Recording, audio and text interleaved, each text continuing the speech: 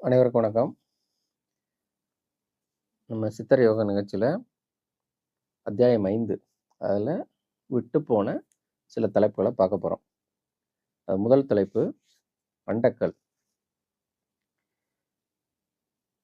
அண்டக்கல்ன்றது சுண்ணாம்பு இருக்கக்கூடிய இந்த மண்ணுல பூநீர் எடுக்குறாங்கல்ல, அது மாரி மண்ணுல ஒரு இடுப்பளவு ஆழம் நோண்டுனா, உள்ள வந்து பல்லி முட்டை போல சின்ன ஒரு புறா முட்டை மாரி ஒரு உருண்டையா ஒரு கல்லு கிடைக்கும்.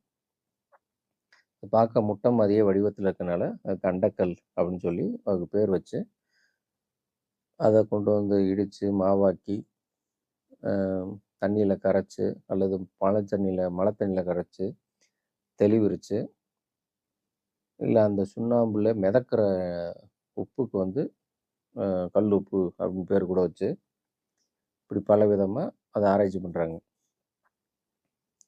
அந்த மேல படர்ற உப்பு தான் முப்பு அப்படின்னு உறுதியா இருக்கிற ஆளுங்க இருக்காங்க. வெத்தலைக்கு போடுற சுண்ணாம்பு ஒரு கடகளவு கூட சாப்பிட்டோம்னா வாய் வெந்து போயிருது. இத்தனைக்கும் வெத்தலைக்கு போடுற சுண்ணாம்பு சிப்பி சுண்ணாம்பு. சில இடங்கள்ல வெள்ளக்கல் சுண்ணாம்ப தாளிச்சும் குடுக்குறாங்க. அந்த சுண்ணாம்பே ஒரு எள்ளளவு கூட போச்சுன்னா, வாய், அண்ணாக்கு, நாக்குலாம் வெந்து போயிருது. 2, 3 நாள் ஆகுது அது ஆறுறதுக்கு. அப்படி இருக்கும்போது, இந்த சுண்ணாம்ப வந்து மருந்தாக்கணும்னா, அகத்தியர் என்ன சொல்றாரு, "காலையிலே அமுரி கொள்ளு, மாலையிலே புளி கொள்ளு" அப்படின்றாரு. அந்த புளியோட அளவு எது என்றால், புன்னக்காய் அளவு கொள்ளுன்றாரு. புன்னக்காய் அளவுன்றது ஒரு நாட்டு நெல்லிக்காய் சைஸு. அந்த அளவுக்கு சுண்ணாம்பு சாப்பிட்டா என்ன ஆகும்? அப்ப அத கூட நம்ம மக்களால புரிந்து கொள்ள முடியல. இத வந்து உண்மை அப்படின்னு நம்பி, அதுக்கு அடுத்து பாடாலூர்ன்னு ஒரு ஊர் இருக்கு, திருச்சி பக்கத்துல. அங்க வந்து காரை அப்படின்னு ஒரு இடம் இருக்கு. இல்லாட்டி பூஞ்சக்காடுன்னுவாங்க. பாடாலூர்லேருந்து மினி பஸ் போகும். அதில போனோம்னா ஒரு ஏரி ஃபுல்லா ஆத்துப்படுகை மாரி இருக்கும். அதுக்குள்ள ஃபுல்லா இது மாரி முட்டை முட்டையா டைனோசர் முட்டை மாரி கல்லு கிடக்கும். அது அப்துல் ஜப்பார் அத தான் ஒரு லாரி நெறைய எடுத்துட்டு வந்து கிலோ ரூ. 100ன்னு குடுத்து, சல்ஃபியூரிக் ஆசிட்லயும், ஹைட்ரோகுளோரிக் ஆசிட்டையும் ப்ராசஸ் சொல்லி, அந்த 2 நீரையும் இணைச்சோம்னா மெழுகாட்ட ஆகுறத அமிர்தச மெழுகுன்னு சொல்லி ரொம்ப காலம் ஓட்டுனாரு. ஆனா அவர் அந்த மருந்த சாப்பிடல. என் நண்பர் ஒருத்தர் சாப்பிட்டு அதனால புண்ணாயிருச்சுன்னு சொல்லி எச்சரிக்கை பண்ணாரு. அதனால அதோட அத விட்டு விலகிட்டேன். சரி, போய் இப்ப நம்ம போற பாதை தவறு, திருத்திக்கணும் அப்படின்னு. நீங்க இது மாதிரி பாடலூர் கல்லெடுத்து எதாவது ஆராய்ச்சி பண்ணீங்கன்னா, உங்க உடல் நலன் கருதி கொஞ்சம் மனசுல வச்சு, நீங்க சாப்பிடுறதா இருந்தா என்ன செய்வீங்களோ, அதே இது பார்த்துக்கங்க. மத்தவர் யாருக்கும் தெரியாம கூட குடுத்துறாதீங்க. பாவம் அவங்க உடம்பு வந்து புண்ணாயிரும். இந்த நூல்ல என்ன சொல்றாங்கன்னா, நந்தீசர் சூத்திரத்துல அவரு சொல்றாரு. சுண்ணாம்பு கிடையாது அப்படின்றதுக்கு ஒரு உதாரணம் சொல்றாரு. "சாரிப் போவார்கள், சவடுகள் வண்ணார்கள், தான மாரி வளலையைக் காண்கிலார். ஊரில் வாழும் உவரறியாமல் தேறிடார்கள் செயல செயலறியார்களே" அப்படின்னு. சாதாரணமா துணி துவைக்கிறவங்க, அவங்க எடுத்துட்டு வர்றது வெள்ளாவி வைக்கிறதுக்காண்டி எடுத்துட்டு வராங்க. அவங்க கரைய நீக்கிறதுக்காண்டி எடுத்துட்டு வராங்க. துணியில இருக்கக்கூடிய அழுக்கு, பழுப்பு நிறம் போறதுக்காண்டி அந்த வெள்ளாவில வச்சு வெளுக்க வைக்கிறாங்க அத. இப்ப நம்ம மருத்துவர்கள் வந்து எத வெளுக்க வைக்க போறாங்க? அப்படியே அந்த சுண்ணாம்ப வச்சுக்குவோம். நீங்க என்ன பண்ண போறீங்க? சாயம் போட போறீங்களா? இல்ல சாயத்த நீக்க போறீங்களா? இந்த 2 இது வேணும். இப்ப நீங்க எடுக்கிற பொருள் வந்து சாயம் போடுறதா இருந்துச்சு அப்படின்னா, வெள்ளை நிறமான லோகத்துக்கு மஞ்சள் நிறமோ, சிவப்பு நிறமோ குடுக்க முடியும். சாயத்த எடுக்கிற பொருளா இருந்துச்சு அப்படின்னா, சிவப்பு நிறமா இருக்க லோகத்துலருந்து அந்த சிவப்பு தன்மைய நீக்கி வெள்ளையா மாத்த முடியும். இப்ப அந்த எதுக்காண்டி பயன்படுத்துறாங்க அந்த மூலப்பொருள அப்படின்னு தெரிஞ்சாலே, நம்ம அது வந்து இதுக்கு ஆகுமா, இதுக்கு ஆகாதான்னு கண்டுபிடிச்சிடலாம். இது வந்து துவைக்கிறதுக்கு மட்டும் தான் ஆகும். அது வந்து ஒரு வெளுப்புத்தன்மை, வெள்ளையான பொருளு, தூய்மையான பொருளு, சுத்தமான பொருளு இப்படின்னு சொல்றதுக்காண்டி சொல்லியிருப்பாங்களே தவிர, இதுதான் பொருள்னு சொல்லல. அதுக்கு மறைமுகமா அப்படி சொல்ட்டாரு. உப்புவ பத்திய அதோட லட்சணங்கள்லாம் சொல்லும்போது, அது எவ்வளோ பெரிய வேலையெல்லாம் பண்ணும் அப்படின்றத கொஞ்சம் யோசிச்சு பார்த்தோம்னா, இவ்வளோ மகிமை மிக்க ஒரு பொருள் வந்து நம்ம சுண்ணாம்பு கல்லாவோ, இல்ல மூத்திரமாவோ, இல்ல சின்ன குழந்தையோட மண்டையோடாவோ இப்படிலாம் இருக்குமா அப்படின்னு நம்ம யோசிச்சாலே தெரிஞ்சு போயிரும். இதுல அடுத்து இப்ப அண்டக்கல் பார்த்துட்டோமா, இந்த அண்டக்கல்ல வந்து சிலர் வந்து தல மண்ட ஓடு இருக்கு பாருங்க. அதுவும் அண்டக்கல்லுன்னு சில பேர் நெனைக்கிற ஆள்லாம் இருக்கு. தலைச்சாம்பல்ல மண்ட ஓட எடுத்து உரல்ல போட்டு இடிச்சு, அத வந்து மழை தண்ணீல கலக்கி, இல்ல பனி தண்ணீல கலக்கி இப்படி செஞ்ச ஆள்லாம் இருக்கு. அதுல எடுத்து உப்பு எடுக்கிறது. புதுக்கோட்டைக்கு பக்கத்துல ஒரு வைத்தியர் இந்த மண்ட ஓட மட்டுமே வச்சு, இதுல எல்லாமே செய்றேன்னு சொல்லி, அதுக்கு சில நூல்கள் இருக்கு. தன்வந்திரி, தட்சிணாமூர்த்தி மெய்ஞானம், அ தன்வந்திரி பவன் சர்வ கலைஞானம், நந்தீசர் ஆயிரம். இது மாரி நூல படிச்சோம்னா, அதுல இது மாரி பரிபாஷையா தான் இருக்கும். இது பரிபாஷைன்னு தெரியாத ஆளு, டைரக்ட்டா வந்து பிண்டத்த தொட்டு பிண்டம்னு சொல்றது வந்து இறந்து போன குழந்தையோ, இல்ல மண்ட ஓட்டையோ இத எடுத்து வேலை செய்ய ஆரம்பிச்சுருவாங்க.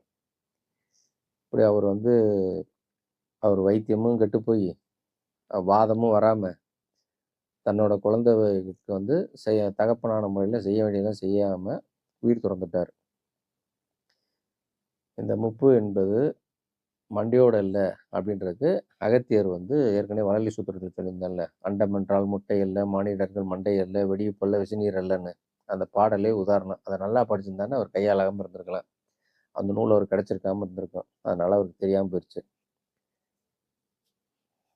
அதுக்கும் சில பாடல் இருக்கும்ல, மண்டையோட்டுக்குன்னு சொல்லி. ம்.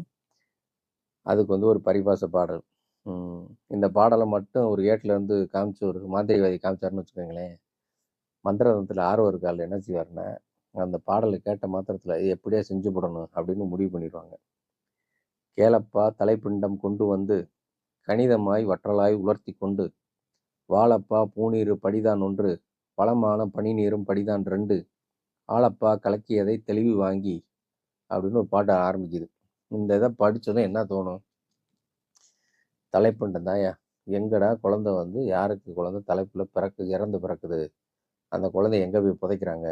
இதுக்கு போய் வெட்டியான பார்த்து, அதுக்கு காச குடுத்து, அந்த குழந்தை மண்ட ஓட்ட எடுத்துட்டு வந்து எல்லா வேலையும் பார்த்துருவாங்க. அங்க ஒண்ணும் வராது. ஆனா, அந்த குழந்தைய தொட்டு அது பண்றாங்க பாருங்க. அது போதும். அது ஒண்ணு போதும். நம்மள வந்து அதாவது முன்னேற்றத்த கெடுக்கிறதுக்கு. வேற வழியில போய், அதல பாதாளத்துல போய் பரதேசி மாரி திரிய வச்சுரும். அதனால கருமானங்கள் அத எதையும் தொடாதீங்க. அதுக்கும் இதுக்கும் சம்மந்தம் இல்ல. அண்டக்கல் என்பது அண்டம் என்ற பொருளை வைத்து செய்யக்கூடிய ஒரு தீட்சையில உருவாகிற பொருளுக்கு அண்டக்கல்னு பேரு. அந்த அண்டக்கல் வந்து வைப்பு. ஆராய்ச்சியாளர் வைப்புல உண்டாக்குறது. அது போய் காடு மேடுல தேடி, இல்ல ஆத்துக்குள்ள போயி, வெங்கச்சாங்கல்லு மாரி ஒரு கல்லு, ஓடக்கல்லுன்ற கல்லு, கருப்பு நிறத்துல கல்லு அப்படின்னு நம்ம எடுத்து உடைக்கிற எந்த கல்லும் கிடையாது. தவறான பொருட்கள கையாள்றது வந்து, அவர்கள் வந்து முக்கியமான நூல்கள குறிப்பெடுத்து படிக்கல என்பதை குறிப்பது. சரியான ஆராய்ச்சி. அதான் பலவிதமா திருத்தி திருத்தி நூல்ல உள்ளது போல பொருளுக்கு தகுதி இருக்கா என்று பார்த்தாலே, அந்த பொருள அனைவரும் அடைய முடியும். இதுக்கு மேல எவ்வளோ முயற்சி செய்தும் கிடைக்கல அப்படின்னா, அவருக்கு விதி இல்ல என்று அர்த்தம். அதனால கூடி கூடி அனைவரும் பேசி எல்லாரும் ஒரே தவறான ஆராய்ச்சி செய்யாம, நூலும் அ ஆராய்ச்சியாளரும் நூல்ல உள்ளத ஆராய்ச்சியாளர் செய்யணும். நூலும் ஆராய்ச்சியாளர் இவங்க 2 பேர் மட்டும் தான் சரியான வழிக்கு போகக்கூடியது. வேற யார் இடையில புகுந்தாலும் சரி, இல்ல இன்ன பொருள் ஆராய்ச்சி பண்றேன்னு அடுத்த ஆள்ட்ட சொன்னாலும் சரி, அத குழப்பி விடுறதுக்கு 1000 வார்த்தைகள் வரும். சரியான முறையில போயிட்டு இருக்கவன் கூட அப்படியே பிரேக் அடிச்சு, அத கைவிட்டுட்டு வேற ஆராய்ச்சி போயிருவாரு. சித்தர்கள் மறைவாய் சொன்னத மனதில வச்சுக்கிட்டு, பரிபாசை அல்லது புதிர் அப்படின்ற அடிப்படையா வச்சு நம்ம பொருள வந்து தேடுனா அடைய முடியும். அத அப்படியே வெளிப்படையா அந்த வார்த்தைக்கு அப்படியே பொருள் எடுத்து, அதுக்கு அகராதியில என்னன்னு பார்த்து, இதத்தான் சொல்றாங்க அப்படின்னு எடுத்து, பொருள் எடுத்து செஞ்சோம்னா, தோல்வியில தான் முடியும். சரியான அண்டம் வெற்றிய குடுக்கும். மற்ற அனைத்து பொருளும் தோல்விய குடுக்கும். அதுல 10 பாயிண்ட் சொல்லியிருந்தாங்கன்னா, அந்த 10 பாயிண்ட்டுமே சரியா இருக்கிறது தான் நீங்க சரியான பொருள கையாளுறீங்கன்னு அர்த்தம். 9 பாயிண்ட்டுக்கு சரியா இருக்கு. 1 பாயிண்ட்டுக்கு அது ஒத்து வரல அப்படின்னா, அதுவும் தவறு தான். அதனால ஆய்வ வந்து ஆழ்ந்து பண்ணணும். சித்தர் நூலை வந்து பரிபாஷை தெரிஞ்சு, குறிப்பறிஞ்சு படிக்கணும். அப்படி படிச்சோம்னா, அனைவரும் அந்த பொருள ஒரு நாள் கண்டுபிடிக்க முடியும். அடுத்த பனிக்குட நீர பத்தி அடுத்து பார்க்கலாம். அதுவும் பரிபாஷை தான். பனிக்குட நீர் அப்படின்றது ஒரு பாத்திரத்துல வச்சிருக்க ஒரு பொருள். உதாரணத்துக்கு காடி தண்ணி மாரி. அத குடநீர்ன்னு சொன்னது, மண் குடம்னு சொன்னாங்களே தவிர, பெண்ணோட வயித்துல இருக்க அது குடம் கிடையாது. அது ஏன் அந்த உவமை பண்ணியிருக்காங்க அப்படின்னா, ஒரு பெண் வந்து கர்ப்பமாகி குழந்தையா இருக்கு 250 நாள். அது கழிச்சு அது முழு உருவம் அடையிற மாரி, இந்த செய்முறையிலயும் அந்த நீரானது ஒரு குழந்தைய எப்படி வளர்க்குமோ, அதே மாரி இந்த நீரும் வந்து தீட்சை பண்ணும்போது, அதுக்குள்ள வந்து பீனிக்ஸ் பறவைன்னு சொல்றாங்கல்ல, அதாவது சாம்பலிலிருந்து உயிர் பெறும்னு. அப்படிப்பட்ட ஒரு குழந்தைய அது வளர்க்கறனால, அந்த நீருக்கு அதுக்கு வந்து அந்த குழந்தைய தீட்சை பண்றது, அது எல்லாமே அந்த நீர்ல தான் பண்றதுனால, அந்த நீரே வந்து அந்த குழந்தைய முழுசும் வளர்க்குது. அதாவது அதுல இருக்க பொருள. அதாவது ஒரு சாதாரண பொருள மாணிக்க கல்லாட்ட மாத்தக்கூடிய தன்மை அந்த நீருக்கு இருக்கனால, அத வந்து பெண்கள் கர்ப்ப குடநீருக்கு உவமையா சொல்லியிருக்காரு கொரக்கர். உவமை தானே தவிர, உண்மையான பணிக்குடம் கிடையாது. அத மனசுல வச்சு படிச்சோம்னா, நம்ம அந்த பரிபாஷைக்குள்ள போய் மாட்டிக்கிற மாட்டோம். அது மனம் இல்லாம படிச்சோம்னா, டைரக்ட்டா எல்லாரும் செஞ்சு வேஸ்ட் பண்ணாங்கல்ல, நேரத்தையும், பொருளு, நம்ம வயது எல்லாமே தொலைச்சிருவோம். அதனால கவனமா படிச்சு, கவனமா செய்யணும். அடுத்த பொருள் பனிக்குட நீர். இதுவும் பரிபாச பொருள் அப்படின்னு வைத்தியர் ரொம்ப பேருக்கு தெரியறது கிடையாது. இது என்ன அப்படின்னா, பனிக்குட நீர்ன்றது, பெண்கள் வந்து கருவுற்று இருக்கும்போது குழந்தையை பேணி வளர்க்கக்கூடிய அந்த நீர். இது சிசு வெளிய வரும்போது, அந்த நீர் குடநீரை உடைஞ்சு தான் அதுக்கப்புறம் சிசு வெளிய வரும். இந்த நீர பத்தி கோரக்கர் தன்னோட நமநாச திருவுகள்ல போட்டிருக்காரு. "குடநீரிற் மர்மப் பெயரை செப்பி வைத்தார் என்பாலானோர்" அப்படின்னு சொல்லியிருப்பார். அந்த நூலுக்கு பல பரிபாசை இருக்கு. அ அப்படி சொல்லி அவரே பரிபாசைன்னு தான் சொல்லியிருப்பாரு. சொல்லிட்டு இத வந்து ஊசி முனை அளவு எடுத்து, அ எ சித்தருக்கு சித்தரான நாங்கள் வந்து இத சாப்பிட்டு கொண்டு வந்தோம். அதனால தான் எங்களுக்கு எல்லா இதுவும் கிடைச்சது. காயசித்தி அப்படின்னு பரிபாஷையா போட்டிருப்பாரு. அந்த அந்த நூல படிக்கிற எல்லாரும். அந்த நூல ஏன் எல்லாரும் படிச்சாங்க அப்படின்னா, அ நம்ம சேது ரகுநாதன் அவரு வந்து யூகமினி யூகமினியோட பிடிவாத நூல மொத காமராஜர் பல்கலைக்கழகத்துல வெளியிட்டாரு. அதுக்கப்புறம் 3 நூல் வெளியிட்டிருக்காங்கன்னு வச்சுக்கோங்களேன். மொத்தம் 4 புக்கு வந்து மதுரை காமராஜர் பல்கலைக்கழகத்துல கிடைக்கும். யூகமினி பிடிவாதம் 1, யூகமினி வாத வைத்திய உலா 1000 1, அப்புறம் யூகிமினி வாதகாண்டம் முதல் காண்டம், யூகிமினி வாதகாவை 2ஆம் காண்டம். இந்த 4 புக்கும் அவர் போட்டிருக்காரு. இந்த காமராஜர் பல்கலைக்கழகத்துல இவர் போடுறதுக்கு முன்னாடி, நம்ம பழனி தேவஸ்தானம், அங்க நூல் வெளியீட்டுல 7 நூற்றொகுதி அப்படின்னு வெளியிட்டார். 7 நூற்றொகுதினா கோரக்கரோட 6 நூட்களும், அது போக போகரோட இல்லற மர்ம ஞானம் 18 அப்படின்ற ஒரு நூல். அந்த ஒரு நூல்ல தான் இந்த மாரி இது வந்து சேர்ந்திருக்கு. நம்ம கோரக்கர் சொல்லியிருக்கிறதுலயும் இருக்கு. அவர் சொன்னதும் அதுக்கு ரிலேட்டடா இருக்கனால, அந்த படிச்சவங்க எல்லாருமே இதில தான் விஷயம் அப்படின்னு நெனச்சுட்டாங்க. ஏன்னா நம்ம சித்தர் தான் பரிபாஷையில சொல்றாங்கல்ல, மாது மாதுன்றாங்க, வாழைப்பெண்ணுன்னு சொல்றாங்க. அப்படி சொன்னது எல்லாத்துக்கும் வந்து பெண்ணுக்கு தொடர்புடையது போல இருக்கு. அதெல்லாம் சித்தரும் பல மனைவிகள் கட்டியிருக்காங்க போல இருக்கு. அப்படின்னு நெனச்சு, இதுக்கு தான் பல குழந்தைகள பெத்திருக்காங்க அப்படின்னு சொல்லி அவங்க அத பிடிச்சுட்டாங்க. இந்த நீர் இவங்களே பிரசவம் பார்ப்பாங்க போல இருக்கு. இந்த நீர சேகரிச்சு வைப்பாங்க போல இருக்கு அப்படின்னு கற்பனை பண்ணிட்டாங்க. அப்போ வந்து இந்த நீர எடுத்து பூநீர் மண்ல கலக்கி தெளிவுறுத்தி காய்ச்சி, அதில வர உப்ப தான் முப்புன்னு சொல்லியிருக்காங்க. இந்த அழுக்கு பிடிச்ச அந்த நீர், நாத்தம் பிடிச்ச நீர்ல ஒரு வைத்தியர் என்ன பண்ணிட்டாரு, சேலத்தில இந்த குடநீரையும் ஒரு தைலம் ஒரு எண்ணெய சேர்த்து காய்ச்சி, வழுக்கத்தில முடி வர தைலம்னு சொல்லி ஜட்ஜ் பலராமைக்கு காமிச்சிருக்காப்புல. இத தடவி பாருங்க, முடி 1 மாசத்துக்குள்ள வளர்ந்துரும். வளருதா இல்லையான்னு பாருங்க, சேலஞ்ச் பண்ணியிருக்காரு. அவரு பலராமையா, சரி எனக்கு வழுக்க, அதனால நீங்க குடுக்குறீங்க. ஓகே தடவிக்கிறேன். உங்களுக்கும் தலையில முடி இல்லாம இருக்கு. நீங்க ஏன் தடவல? அப்படின்னு கேட்டிருக்காரு. இது ரொம்ப கஷ்டங்க. இந்த நீர வாங்குறது. எவ்வளோ கஷ்டப்பட்டு சேகரிக்கிறேன் தெரியுமா? இத நான் அடுத்தவங்களுக்கு விற்பனை குடுக்குறதுக்கு தாங்க வச்சிருக்கேன். நான் தேய்ச்சுக்கிறதுக்கு எனக்கு இல்லங்க." அப்படின்னு சொல்லியிருக்காரு. இது வந்து சரியான நொண்டி சாக்கா இருக்கு அப்படின்னு பலராமையா சொல்றாரு. இதே போல கிருஷ்ணன் நம்பூதிரின்னு ஒருத்தர் இருக்காரு. அவர் வந்து கும்பகோணத்துல இருக்காரு. அவர் வந்து பிராமணர், பிரபல மருத்துவரும் கூட. இவர் ரகசியமா ஒரு 2 டப்பா மட்டும் காட்டுறாரு.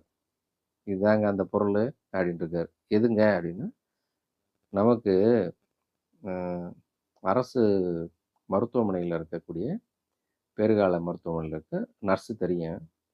அவங்கள கொஞ்சம் அவங்களுக்கு வேண்டியத சில ஐட்டங்கள குடுத்து தான் நான் அத பெறுகிறேன். இந்த நீர் இல்லாம நான் எந்த மருந்தும் செய்றது கிடையாது. அப்படின்னு சொல்லி அந்த நீர வந்து ரொம்ப பெருமையா பேசியிருக்காரு. நான் உங்களுக்கு வேற ஏதாவது பண்ணி தரணும்னா, நீங்க யாராவது ஒரு அ மருத்துவமனையில தெரிஞ்சவங்கள வச்சு எனக்கு சேகரிச்சு தர முடியுமா? அப்படின்னு கேட்டிருக்காரு. இது என்னடா இப்படிலாம் பண்ணிட்டு இருக்காருன்னு சொல்லி அவர் வந்து சும்மா காதுல வாங்கினதோட சரி. அதுக்கப்புறம் அவருக்கு எதுவும் தொடர்பு எதுவும் வச்சுக்கல. இதுக்கு வந்து ஒரு பாடல் வேணும்ல. "நிறைத்திட்டார் சித்தர்கள்தான் கூடிக்கொண்டு நிலையாகப் பரிபாஷைகள்தான் பேசிக்கொண்டார். நறத்திட்டார் கண்ணியுட குடத்து நீரை நலமான சலத்தை விட்டால் எல்லாம் போச்சு. இசைத்திட்டார் சுத்ததனம் இதுதானப்பா. இதை விடுத்தால் ஒன்றுமில்லை." இந்த நீரைத் தவிர இந்த நீரை விட்டுட்டோம்னா எந்த வேலையும் செய்ய முடியாது அப்படின்னு பரிபாஷையா சொல்லியிருக்காங்களாம். இதுல குடத்து நீர் என்பது மண்குடம் என்பது ஆராய்ச்சி செய்தால் விளங்கும். அந்த குடத்து நீர்ன்றது ஒரு மண் குடத்துல இருக்க நீரு. இது எதுன்னு ஆராய்ச்சி பண்ணோம்னா கண்டுபிடிக்கலான்றாரு. ரத்தமும் சீலும் கலந்த அழுக்கு நீரை போய் ஆ அத குடிச்சு எமன வெல்ல முடியும் அப்படின்ற பொருள் வந்து தவறான பொருளு. நம்பக்கூடியதா இல்ல. அதனால அத செய்யாதீங்க அப்படின்றாரு. இந்த தன்வந்திரி நடிகையில இருக்க பாடல உதாரணம் கூறியிருக்காரு. அதான் தன்வந்திரி நெடுங்கண்டு படிச்சீங்கன்னா, அது பரிபாசன் அ மனசுல வச்சுட்டு படிங்க. எடுத்ததும் பொருள்னு நெனச்சுறாதீங்க. உங்க கால விரயம், பொருள் விரயம் தான் ஆகும். அகரம் என்ற பொருளையும், உகரம் என்ற பொருளையும் தீட்சை செய்யும்போது, சேர்க்கும்போது, இரத்த சிவப்பான அதாவது உறைந்த ரத்தம் போல, அல்ல கருஞ்சிவப்பான இரத்த கலர்ல ஒரு நீர் உருவாகும். இந்த நீர குறிப்பிட்டு தான் அவங்க வந்து மாதர்கள் ருது ரத்தம், கன்னி 7ஆம் நாள் அப்படின்னு சொல்லியிருக்காங்க. இது அனைத்துமே வந்து பரிபாசை. இந்த பரிபாசை தெரியாம டைரக்ட்டா வந்து மாதவிடாய் குருதிய வந்து அதுதான் விஷயம் இருக்கு. அதுதான் மெயினானது அப்படின்னு நெனச்சு தவறா புரிஞ்சுக்கிட்டீங்கன்னா, அது நஷ்டம் வந்து நம்புறவங்களுக்கு தான். அதனால அப்படிப்பட்ட செயல்கள யாரும் செய்ய வேணாம். அதில போட்டிருக்கிறது பரிபாஷைன்னு மனசுல எண்ணிக்கிட்டே படிக்கணும். அப்பதான் அத தவிர்க்க முடியும். உள்ளது உள்ளபடி நெனச்சு படுத்தீங்கன்னா, அ அதாவது உங்க ஆய்வு வந்து வேறு நிலைக்கு போயி தோல்வியில போய் முடிஞ்சிரும். அது சொல்லியிருப்பாங்கல்ல, "பூதலத்தில் அநேகங்கோடி புண்ணியராய் போவோரென்று வாத வித்தை என்ற மாயதனை காட்டி வைத்தோம்." அப்படின்னு சொல்லி திருவள்ளுவர் பாடியிருக்காருல்ல. அதுக்கு யார் யாரெல்லாம் அப்படி பேராசைப்படுறீங்களோ, நீங்கலாம் திசை திரும்பி போங்கடான்றக்காண்டி சொன்ன மாரி இருக்குது. அத வந்து திருவள்ளுவர் நாயனார் வந்து மறுத்து சொல்லியிருக்காரு.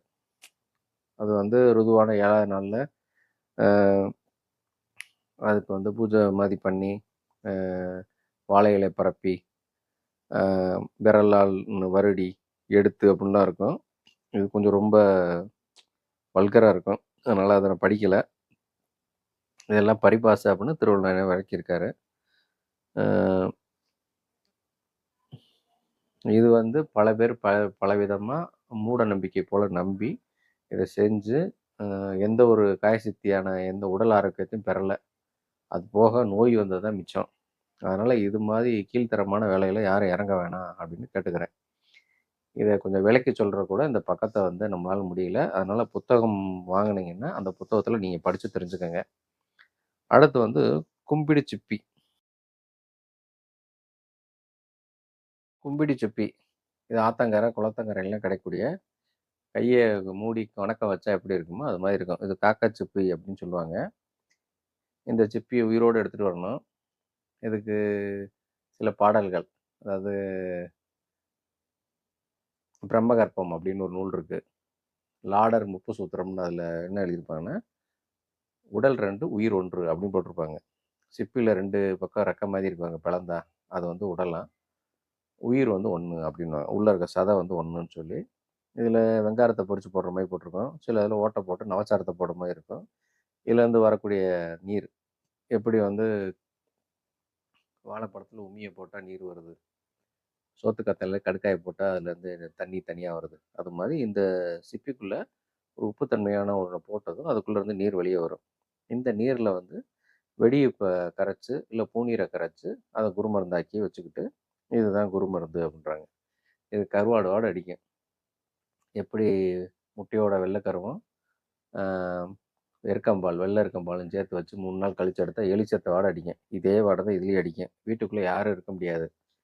உள்ளே வந்து ஏதோ ஒன்று அழுகி போய் ஒரு எலி செத்தா எப்படி வாடை வரும் அப்படி இருக்கும். இதை வந்து திருமூலர் கருக்கடை 600ல் இந்த சிப்பி நீரை பற்றி சொல்லியிருப்பார். அதேமாதிரி மச்சமுனி பார் சிப்பி சுண்ணம் பகர முடியாது, சாரத்தை நேராய் தாக்கச் சலமாகும், நீரொத்த நீரென்னால் நேராய் இணங்க நீர் சேர் காரசார ஜெயநீர்தாமே. இணங்கன்னா வெடிப்பு, இதை சேர்த்தா இதுதான் காரசார ஜெயநீர்னு சொல்லி இதை வச்சு மருந்து அரைச்சி படம் போடுற வைத்தியர்லாம் இருக்காங்க. இது எல்லாமே பரிபாசை தான். கும்பிடி சிப்பி ஓடை வந்து உப்பு சரக்குன்னு சொல்கிறது, அதனுடைய சதையை வந்து புளிச்சரக்குன்னு சொல்கிறது. இந்த உப்பும் புளியும் சேர்ந்தா எல்லாம் நடந்துடுது அப்படின்னு சொல்லி இது ரெண்டையுமே மட்டும் சேர்த்து முப்புன்னு செய்கிற ஆள்லாம் இருக்காங்க.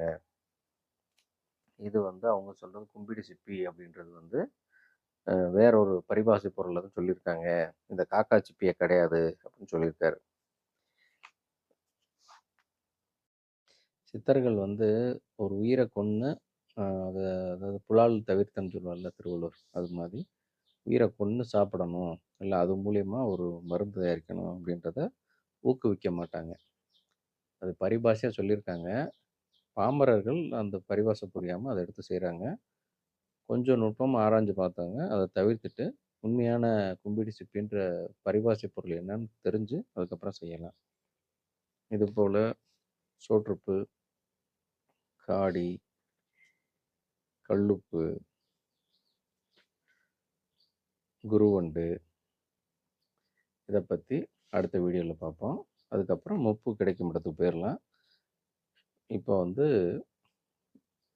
நம்ம சொன்ன விளக்கங்களை இதோடு முடிச்சுக்கிறேன். அடுத்த வீடியோவில் மீதி இருக்கிறத தொடருவோம். நன்றி, வணக்கம்.